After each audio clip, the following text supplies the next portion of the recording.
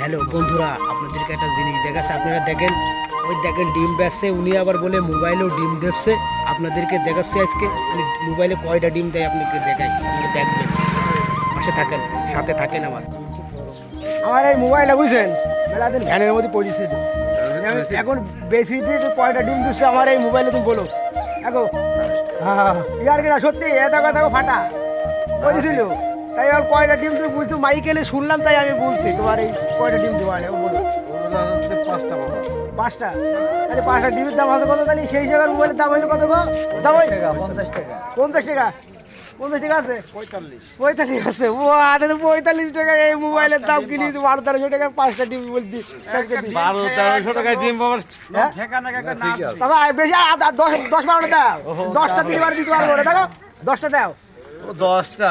10টা দিলে তোমার লাভ হবে না, দেখো। বহুত লাভ হচ্ছে আমার। আমার 2-4-5 10-20টা পাই। না না ইয়ার গেলা সত্যি দাও 10টা। না 10টা দিলে কি আমার লাভ আছে, তাছাড়া তো লস আছে, বুঝলেন না? আপনার তো লস হবে। না চাচা লস যাবে না, তাহলে বাদাম তোমার খাওয়া লাগবে ও দাদি।